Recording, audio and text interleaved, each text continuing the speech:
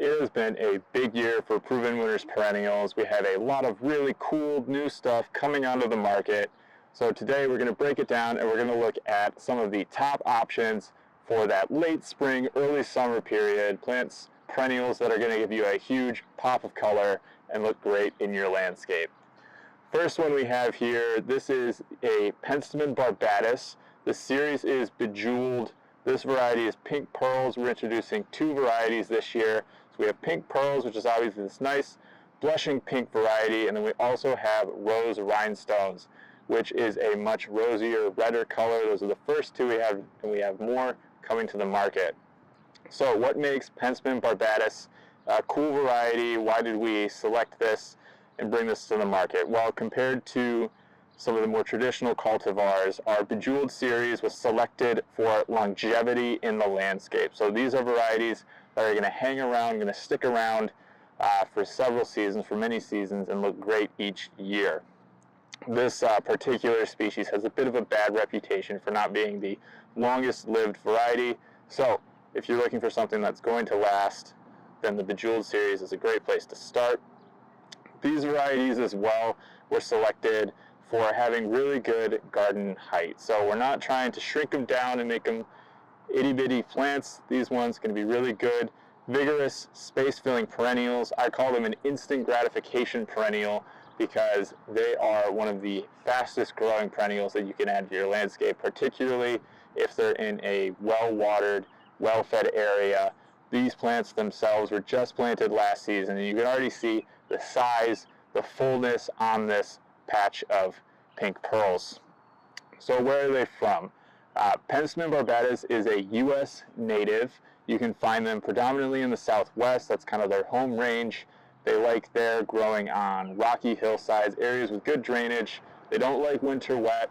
They are pretty cold tolerant, but they're not as cold tolerant as you would get out of some of your Penstemon digitalis types. Those ones are extra hardy. These ones, really cool, great pollinator plant.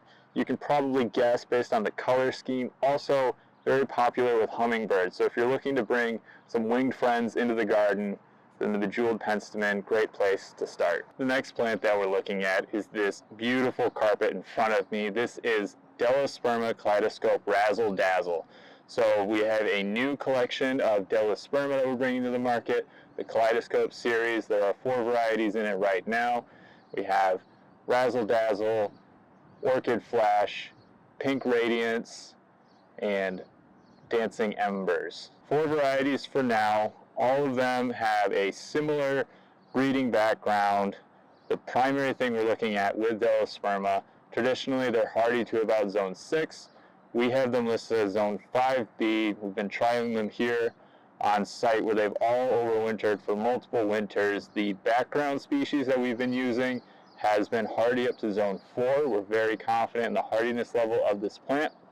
After that, we're looking at flower size, flower coverage. Hardiness was our #1 priority. Then we wanted a good carpet of foliage, something that's going to be a moderate spreader. You're never going to get away from those spreading Delosperma characteristics, but we didn't want something that was going to be super aggressive. And then we wanted big flowers, something that's going to be really showy, going to really perform, look awesome in those early seasons. So best flower performance is going to be right about now, late May, June, but then you should see sporadic rebloom on these through summer with a little bit of a pickup once you get some of those cooler temperatures again in late summer and early fall. So those are the Kaleidoscope Delosperma. Next up, we've got a real workhorse. This is Tradescantia Webmaster. Tradescantia or Spiderwort. You can kind of see the connection of the name there between Spiderwort and Webmaster. This particular type of Tradescantia is truly perennial, hardy to zone 3. It's just an incredibly tough, durable perennial. They grow really well in a variety of situations, variety of soils. Can be a great space filler, give you that awesome grassy texture, and then all of these beautiful little white-violet combination bicolor flowers. They start blooming really early in the year, and they keep going. They're an exceptionally long-blooming perennial. You will see this blooming for many weeks, months even, depending on your growing environment. tolerance wise, they go full sun to full shade. Plug them in wherever you need to in the garden, going to get the job done. So what makes Webmaster really special is the crispiness of the foliage. This is not one of those Tradescantias that's going to melt, going to fall apart in the heat of the summer. When those dog days come on, Webmaster going to stay strong and give you really good performance all the way through into September and August. Next we have Thalictrum cotton candy. Common name for this plant is Meadow. This is an excellent perennial if you're looking to add some verticality to your garden. As you can tell, the habit, very columnar, upright, thick, sturdy stems, going to be that reliable early season perennial to give you a lot of size, color, get your garden going early in the year. Very uncommon flower form on this plant with these really thready, thin petals to each one of the blooms. So you get this very interesting textural element that you can add to your garden. And then complementing that fine texture, you also have very delicate foliage. So if you can imagine this in a kind of that more meadow style planting, as the Meadow name would allow, this mixed with some ornamental grasses or some of your more finely textured perennials, going to create a lot of garden interest that way.